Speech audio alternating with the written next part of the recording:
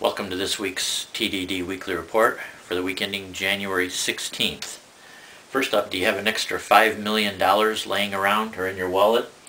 You could be the owner of an Su-27 Soviet fighter jet.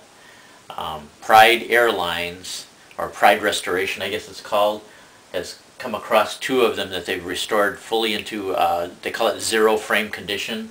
That means the aircraft is just like it's brand spanking new out of the factory. These were formerly research jets, so you don't get the weapons with it. You just get the performance of the aircraft, and the test pilots that have tried flying it say it's pretty much equivalent to the F-15 fighter jet that we fly in the U.S.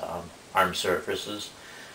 Also, be aware that the $5 million isn't just the end game there. The fuel costs can be quite astronomical too. The fuel that it takes is between $4 and $5 a gallon, and you can burn through about 1,000 gallons per hour. And if for some reason you're not comfortable with learning to fly it, they will also make lessons available. So be warned too, unless you want it just to be put on display, you better have some extra pocket change to be able to actually run the machine. This was on wired.com. All the articles, I'll put the link off to the left-hand side on YouTube, or on the other sites I'll put it down in the bottom commentary. Next up, this was sent to me by suburbanryder.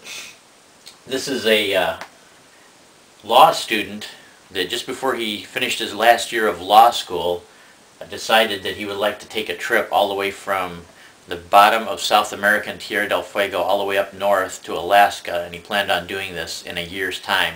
Well, 4 years later, the guy's name is Ivan Pisarenko. 4 years later, he's finishing up the trip. I guess he's getting ready right now to actually go up, send his motorcycle up to the last part up in Alaska, the northern part of it, to where he's going to get to the far northern reaches of this route he plans on taking. But the story is kind of interesting along the way. In the Wall Street Journal article, it explains some of his adventures, and he even got robbed at times, got detained at times, and I think even when he got back in his own country, they actually confiscated his motorcycle for being out of the country with the vehicle too long. But then after press got wind of that, I guess they released his bike back to him so he could finish up the trip. But also, if you type his name into YouTube, there is lots of videos of him giving interviews. Pretty much all of them that I've found, though, are in Spanish. So I haven't found anything in English, and I also haven't found a direct blog that he enters in on a regular basis. But there are a lot of links to his trip in the article, so you'll still get a lot of information. And if anybody wants to include in the comments if they track down a direct link to his blog, if he is doing one on a regular basis, I'd like to find that. I wasn't able to locate that. Remember on the last TDD report just before the holidays, I talked to you about Dr. Park making the sheet metal models in Hawaii of the aircraft. Well, this is a website here. I'll show you some of the pictures from it. It's kind of a little bit difficult to navigate because when you get to the website you have to scroll all the way down to the bottom. But this is people that take empty beer cans and basically make thin sheet metal models of different cars, especially race cars and things like that, and just all kinds of construction. I thought maybe I would bring in a couple of articles this week of things that actually the average person may be able to do. Even this may be beyond my skills ability. When you see what some of these people do, I'll be posting these as I'm talking about it with empty beer cans. But it is kind of neat. Some of the stuff would probably be not too hard, especially the making the wheels and stuff like that by cutting off the bottoms of the beer cans. And so if you're kind of handy with a set of tin snips, I think it would be something to try that would probably get you started before you'd have to get involved in the kind of skill that Dr. Park had. And then for those of us, this is something that probably I could tackle with just very little bit, because it's paper and glue. This is a Yamaha website. This is out of Japan. It's called Papercraft.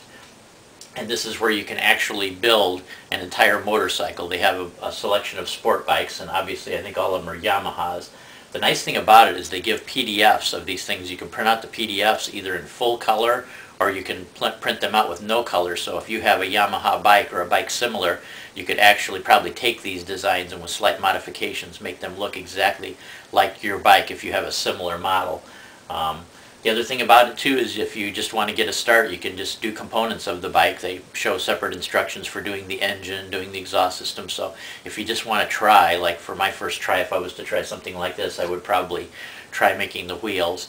They tell you the exact paper you need, everything. There's all kinds of detailed instructions on how to make these. You need paper that's a little bit thicker than typical paper, maybe like cardstock or something like that. They even give you the brand and the weight of paper that they exactly use, and if you want you can even order that online.